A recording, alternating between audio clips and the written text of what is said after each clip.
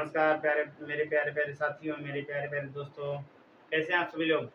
आशा करता हूँ कि आप सभी लोग अच्छे होंगे। तो फाइनली हमारे एसएससी द्वारा दिल्ली पुलिस कांस्टेबल के लिए अभी 7565 वैकेंसीज़ पे अभी आवेदन चल रहे थे, तो उसी के साथ और फिर एक आवेदन देखने को मिला हम लोग लिए।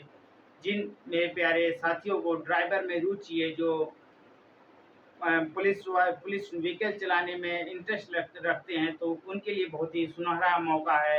इस सुनहरे मौके पे आज हम चर्चा करेंगे, आखिरकार वो सुनहरा मौका कौन-सा है, इस पे हम बात करेंगे। सुनहरे मौके की बात ये है कि ड्राइवर यूपी पुलिस कांस्टेबल में ड्राइवर पद हेतु 737 पद आवेदन के लिए तैयार कर दिए गए हैं, वैकेंसीज़ निकल चुकी हैं और इसमें जो स्टूडेंट जिसकी इसमें रुचि है वो आवेदन कर सकते हैं। तो फाइनली आज हम पूरी जानकारी डिटेल में जानेंगे, इसका प्रोसेस क्या है, इसकी चयन प्रक्रिया क्या है, इसके वेतन क्या है, इसमें जॉब लोकेशन कहाँ है, ईटीसी। तो फाइनली स्टार्ट करते हैं बिना देरी के। तो हम जानेंगे हम जानेंगे दिल्ली पुलिस कांस्टेबल, पहले मैं लिख दिया हूँ दिल्ली पुलिस कांस्टेबल ड्राइवर हेतु।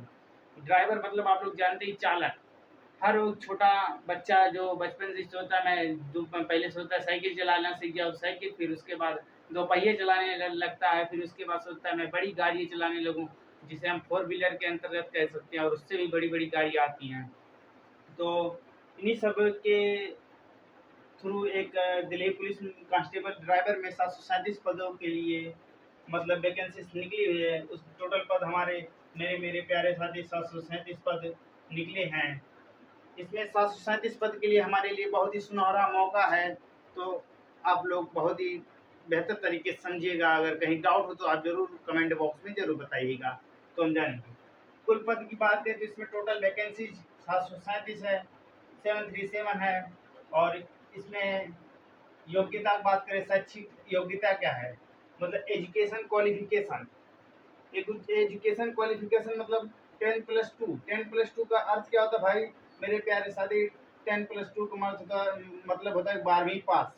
12वीं पास आपको होना होगा, आपके पास 12वीं का सर्टिफिकेट होना चाहिए, आप 12वीं पास हो। और उसके साथ साथ एक मेन इंपॉर्टेंट बात ये है कि आपके पास ड्राइविंग लाइसेंस वेरी इंपॉर्टेंट है। आपके पास ड्राइविंग लाइसेंस होना बहुत ज़रूरी है, क्योंकि उसके बिना सिलेक्शन मुमकिन नहीं है।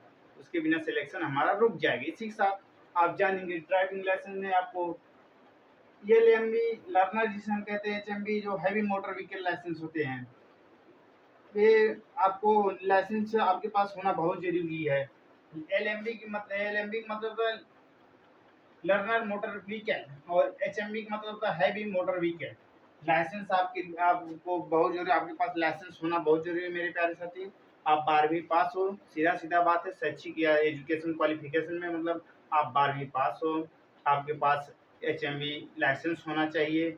और उसी के साथ हम जानेंगे, अगर एज की बात करें मेरे प्यारे साथी, एज की बात करें, आयु सीमा कितनी मांगी गई है, आयु सीमा की बात करें, एज एज की बात करें, यहाँ रिलैक्सेशन मैंने लिख दिया, एज यहाँ रहेगा, एज ओनली एज। एज की बात करें 21 से 30 साल। हम हमारी एज 21 से 30 साल इसमें मांगी गई है, और इसमें एज रिलैक्सेशन भी दिया गया कैटेगरी वाइज। तो हम जानेंगे एज रिलैक्सेशन किन किन लोगों को मिलेगा। छूट की बात करें, SC ST वालों के लिए 5 साल मतलब 5 ईयर्स की उन लोगों के लिए छूट रहेगी। और ओबीसी वालों के लिए 3 साल की छूट रहेगी मेरे प्यारे साथी, 3 साल की, और 5 साल की एससी वाले के लिए, एसटी वालों के लिए। और जनरल की बात करें तो इन लोगों के लिए 21 से 30 साल मैनुअली रखा गया है। तो अगर हम बात करें, आप लोग बहुत लोग कंफ्यूज हो जाते हैं कि हमारा किस डेट ऑफ बर्थ से कितने तक मांगा गया है, कि मैं कितने इनके बीच में मैं मतलब फॉर्म अप्लाई कर सकता हूँ कि नहीं। तो इसी के साथ हम आपको बता देंगे कि डेट ऑफ बर्थ मतलब डीओबी काउंट कैसे करेंगे आप? जुलाई 2 मतलब 2 जुलाई 1995 के पहले का नहीं होना चाहिए। आपका डेट ऑफ बर्थ 2 जुलाई 1995 के पहले का नहीं होना चाहिए, मतलब 2 जुलाई 1995। और जुलाई 1 2025 मतलब आप 30 वर्ष के हो जाएंगे, अभी मैं बता रहा हूँ इसके आगे। 1 जुलाई 2004, 1 जुलाई 2004 के बाद का नहीं होना चाहिए। मतलब आप ये फाइनली आप बहुत ही अच्छे तरीके से जान लेंगे। 1 जुलाई 2004 कहने का मतलब है इसके बाद का नहीं होना, मतलब आपके पास 2005 का नहीं होना चाहिए, या इससे भी एक आपको दिन आगे का है, या जून जुलाई अगस्त की बात करें, अगस्त का नहीं होना चाहिए है। तो फाइनली हम बता दें आपको, ये बस नॉर्मली आपको समझाने के लिए है, तो हम बता दे रहे हैं कि 2 जुलाई 1995 के पहले का नहीं होना चाहिए आपका डेट ऑफ बर्थ, और 1 जुलाई 2004 के बाद का नहीं होना चाहिए। मतलब ये जो इनके बीच का होना चाहिए, क्या मेरे प्यारे साथी, इनके बीच का होना चाहिए, इनके बीच का है, इनके बीच का आपका डेट ऑफ बर्थ होगा। जब आप काउंट करेंगे तो आपका 30 वर्ष बैठेगा है। 30 वर्ष मतलब 29 साल 11 महीने 30 दिन, मतलब 30 वर्ष आपका बैठेगा इन दोनों के साथ, इनके और इनके हिसाब से।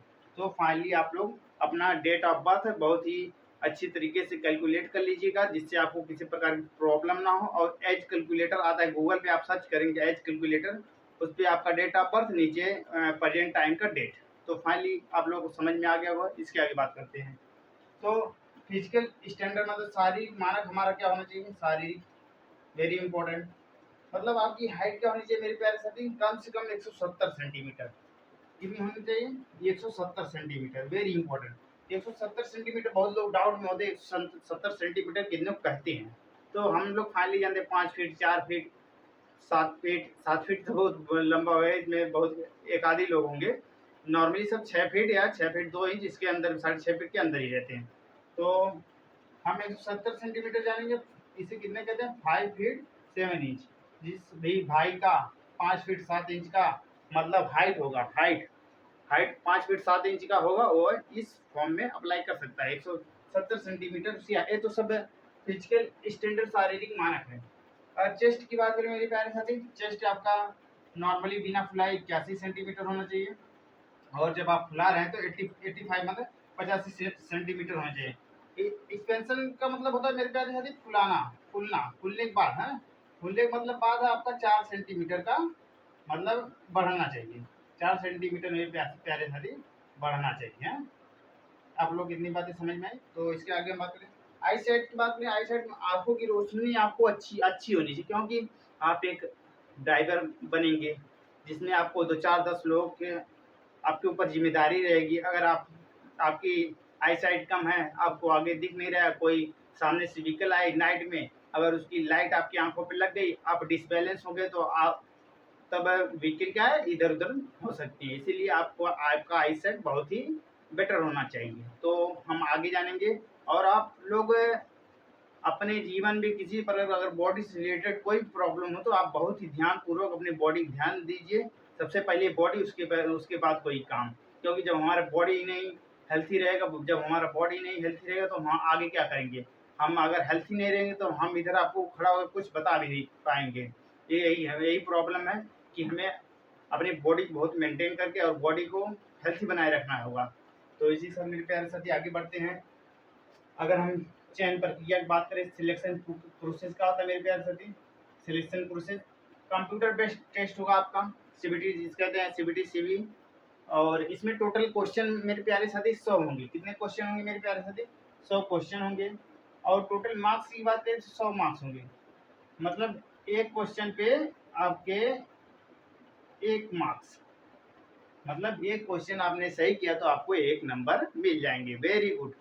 तो और टाइम ड्यूरेशन, सबसे बड़ी चीज बात होती है कि टाइम मैनेजमेंट। हम एग्जाम में तो बैठ जाते हैं, लेकिन उस टाइम हमारा क्या है, टाइम मैनेजमेंट इतना अच्छा होना चाहिए कि हम किस तरह सभी क्वेश्चनों को मैनेज करें कि टाइम के अंदर अपना सारा काम, अपने क्वेश्चन बहुत ही अच्छे तरीके से कर पाए। 90 मिनट आपको टोटल टाइमिंग कितनी मिलेगी मेरे प्यारे साथी, 90 मिनट की टाइमिंग मिलेगी। 90 मिनट मतलब 1 पॉइंट मतलब 1.5 घंटे के लगभग, 1.5 घंटे के लगभग आप लोगों को टाइम मिलेगी, 1.5 घंटा। और मेरे प्यारे साथी 1.5 घंटे की आप लोग टाइमिंग मिलेगी। और इसमें निगेटिव मार्किंग भी रहेगी, ये भी ध्यान दीजिएगा आप लोग क्वेश्चन करते समय। इसमें आपको जब भी आप अगर एक क्वेश्चन गलत मान लीजिए आपने अगर एक क्वेश्चन गलत कर दिया तो उसमें 0.25 की निगेटिव मार्किंग भी है, इतना आप लोग ध्यान दीजिएगा।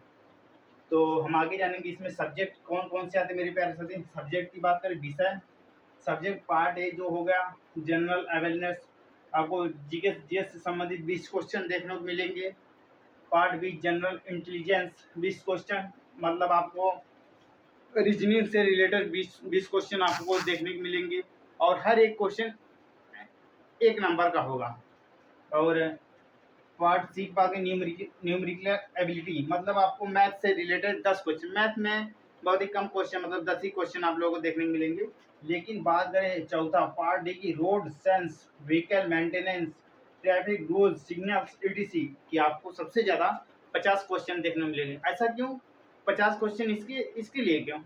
क्योंकि आपको मेरे प्यारे साथी गाड़ी रोड पे चलानी होगी तो आपको कानून रोड रूल्स है, सिग्नल लाइट्स है और ट्रैफिक रूल्स है, व्हीकल मेंटेनेंस है, कैसे मतलब गियर लगता है, एक्सीलेटर कैसे होता है, एबीसी के नाम से जानते हैं, एक्सीलेटर, ब्रेक और क्लच, जो हमारे पैरों के नीचे होता है, तो कैसे लगाते, इन सब का मतलब आप लोगों को नॉलेज होगा और आप बहुत ही बेहतर तरीके से इस काम को कर पाएंगे।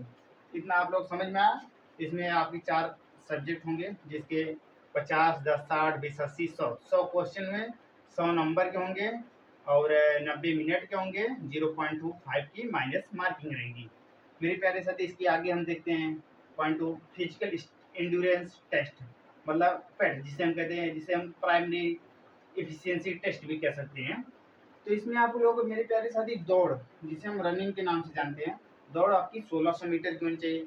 आपकी दौड़ कितनी रहेगी? 1600 मीटर। 1600 मीटर आपको कंप्लीट करना होगा और इसमें लंबी कूद भी रहेगी, लॉन्ग जंप, और इसमें मेरे प्यारे साथी ऊंची कूद भी रहेगी। लॉन्ग जंप मतलब जैसे नहीं ऐसा हो गया कि जैसे आपको 5 फीट कूदना है, आप 5 फीट कूद लिए और इसे हम लॉन्ग जंप कहते हैं। हाई जंप मेरे प्यारे साथी क्या हो गया? जैसे हाइट, जिसे मान लीजिए 4 फीट आपको हाइट कूदनी है तो आपने कूद लिया तो आप इसमें पास होंगे। और 1600 मीटर रनिंग।